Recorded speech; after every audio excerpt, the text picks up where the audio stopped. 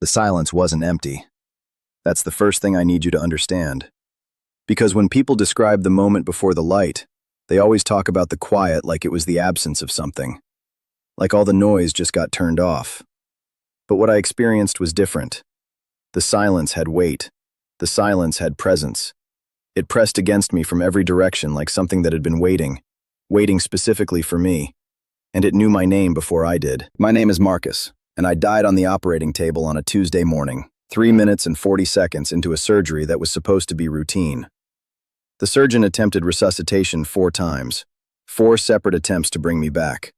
And while my body was on that table, while 4 people in scrubs were working over me, calling out numbers, calling out my name, I was somewhere else entirely.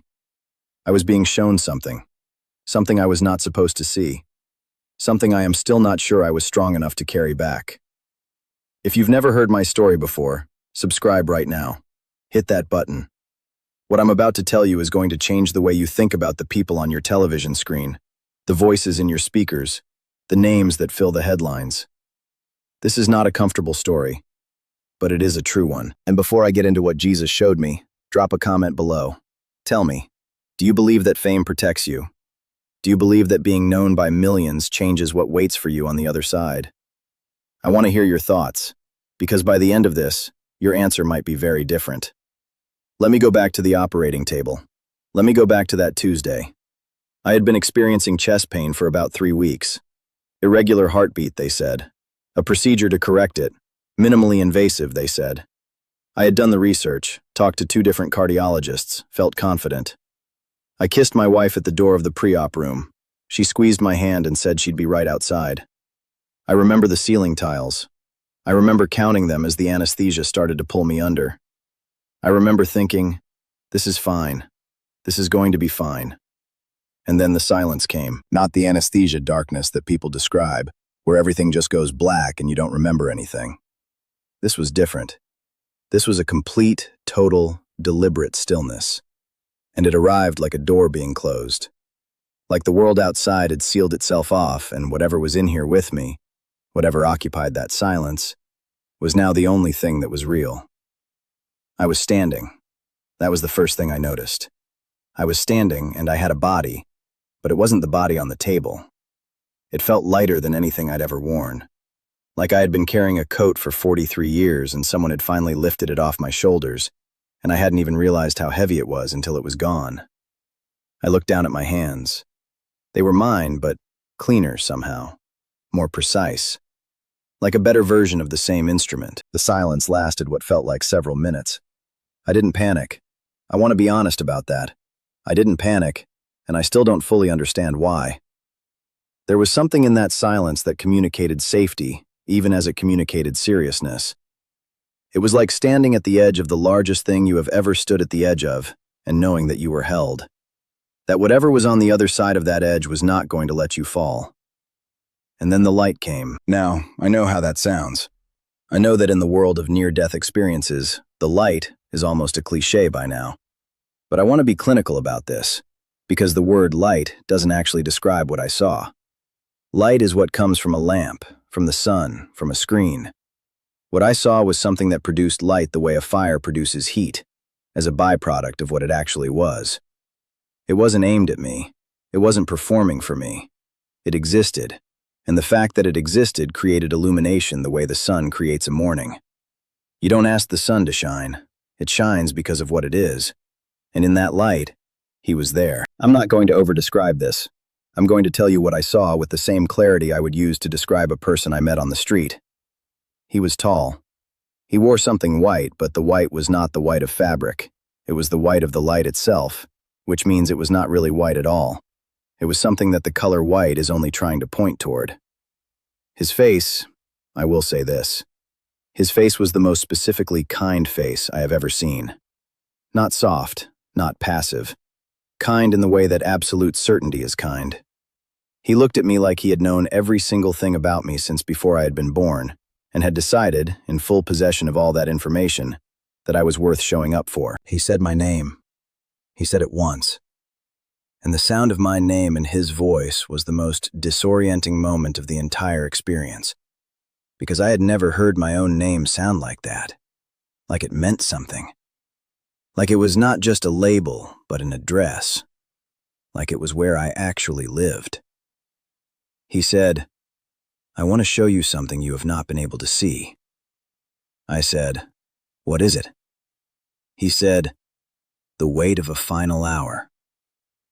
And then he began to show me. I need to stop here and tell you what the space around us was like, because it matters. Imagine the largest stadium you have ever been inside. Now imagine that stadium is a single room inside a building whose other rooms you cannot count.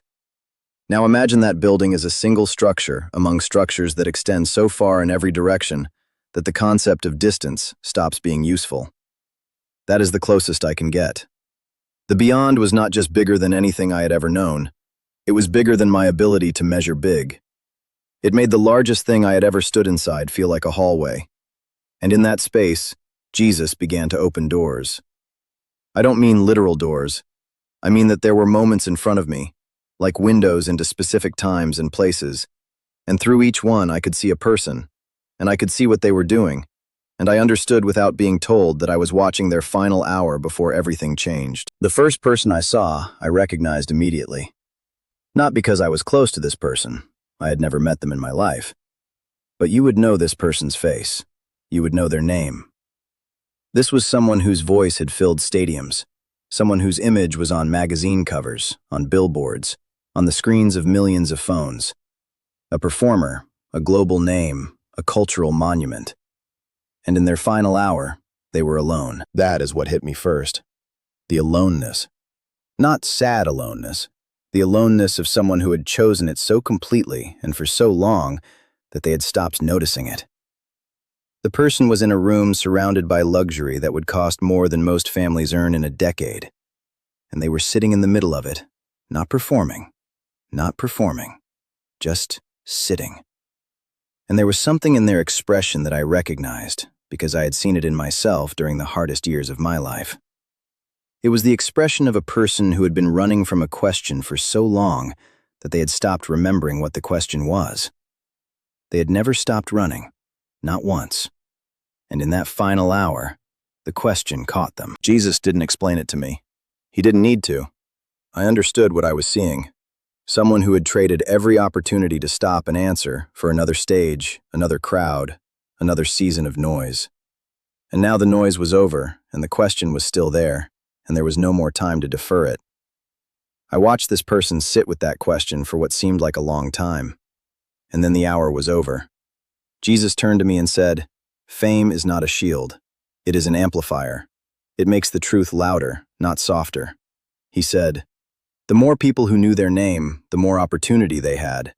And the more opportunity a person has, the more precisely they will be asked to account for how they used it." Then he showed me the second door. The second person was not a performer.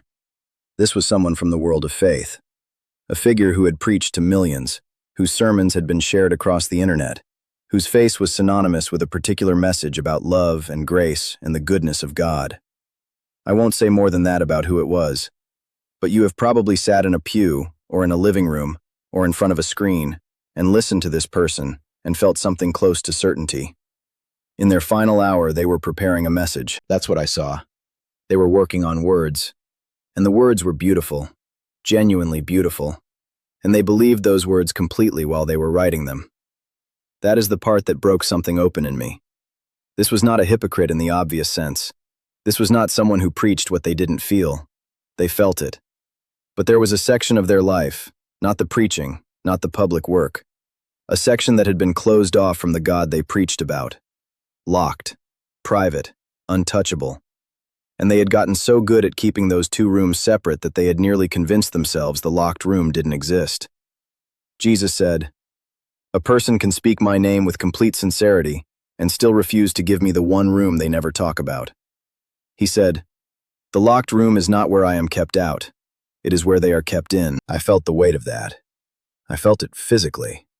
The pressure of understanding something that your mind doesn't fully have words for yet. It sat in my chest like a stone. Then he showed me the third door. This one was different. This was someone from the world of power, political power, institutional power. Someone who had shaped the lives of millions through decisions made in rooms most people never see. And their final hour was not quiet, not solitary. It was busy. Urgently, compulsively busy. There were phone calls being made. There were strategies being refined. Even in their final hour, they were managing outcomes, controlling narratives, working the levers of a machine they had spent their entire life building and operating. They did not sit down once. And Jesus said, "This is the most dangerous form of lostness. The lostness that always has something to do. The soul that never stops moving is the soul that never has to face its own emptiness." He said, "I knocked on this door every day for 30 years. Not once did they stop moving long enough to hear it. I asked, and I remember this clearly because I felt almost afraid to ask. I said, 'Is it too late for them?' And he said something I did not expect. He said, 'That question is not yours to carry. Your question is, what will you do with what you have seen?' Let me describe what happened to the space around me at that point, because something shifted. The scale of the beyond, which I've already tried to describe and which I know I failed at because there are no words, that scale became more present to me in that moment than it had been before. It was as if something in me had adjusted, the way your eyes adjust in a dark room, and what I could now perceive was so much larger than what I had perceived at first that I almost couldn't hold it. I understood, for the first time in my life, what small actually means. Every stadium I had ever been in, every city I had ever crossed, every distance I had considered significant. I understood that all of it, all of human civilization, every monument ever built, every crowd ever assembled, was something you could hold in one hand, compared to what existed on the other side of the door I had walked through. And inside that scale was a love that matched it. Not a gentle love, a massive love. A love as large as what contained it. A love that could fill every gap in every human life that had ever been lived and still have room left over. A love that had been offering itself to every person I had just watched through those windows, every single hour of their lives, without pause, without withdrawal, without limit. That is what made the whole thing so devastating. Not the hell, not the judgment. The fact that the love had been there the entire time, unlimited, unrelenting, right at the edge of every moment, waiting to be turned toward. And so many of the famous, the powerful, the beloved, the worshipped, they had spent their lives stepping around it. Not because they couldn't feel it, because they were afraid of what it would ask them to change. Jesus showed me one more door after that, and this one was different from the rest. The person in this window was not famous in the way the others were famous. They were known in a smaller world, a community, a region, a circle. But the weight of what I saw in them was heavier than anything I had seen before, because this person had heard the knock. They had heard it clearly. They had felt the hand on the door of that locked room, and they had decided, in full awareness, that they would answer it. Tomorrow. Not today. Tomorrow. Every day for 40 years. Tomorrow. And in their final hour, they were thinking about that tomorrow they never got to. I don't have words for what I felt watching that. I can tell you that Jesus did not show it to me as a rebuke. He showed it to me as a warning. And I understood in my bones what the warning was. He said, "You are going back, and I am sending you back with a purpose. Not to tell people what they already know, to tell them what they keep postponing." He said, "The door is not locked from my side." He said, "The appointment you have been delaying is overdue." And then the silence came back. Different from before, not waiting but releasing, like a held breath finally let go. And then the sensation of being pulled, rapidly and completely, back into a weight I had forgotten I was carrying. Back into the body on the table, back into the lights of the operating room, back into the 4 attempts and the 5th one, and the sound of a monitor that had been flatlined beginning to register a beat. I woke up 8 hours later in the ICU with my wife's hand in mine.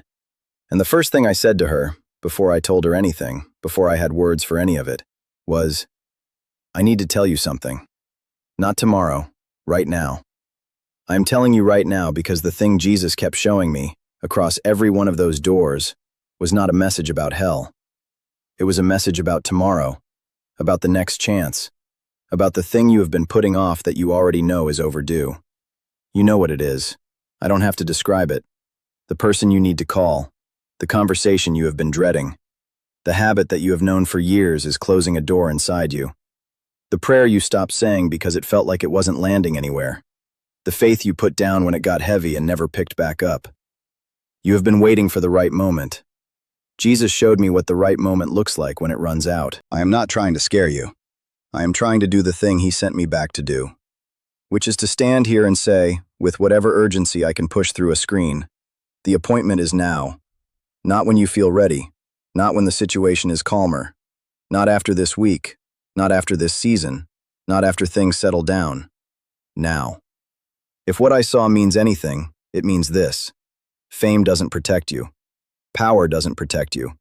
A beautiful sermon you were working on in your final hour doesn't protect you if there is a locked room in your life that you have refused to open. The love is there. The door is unlocked from his side. The only question, is whether you will stop running long enough to face it. If this story reached you today, it did not reach you by accident. Subscribe if you're still watching.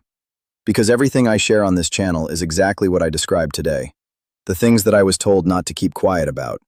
The things I was sent back to say out loud. And leave a comment right now. Not later, right now. Tell me, what is the door in your life that you have been walking past? What is the appointment you have been delaying? You don't have to share everything, but name it. Even naming it is a beginning. I was dead for 3 minutes and 40 seconds. 4 resuscitation attempts. I saw what I saw, and I came back with one job. To tell you that the silence before the light is not empty. It is not waiting for you to be afraid. It is waiting for you to be honest.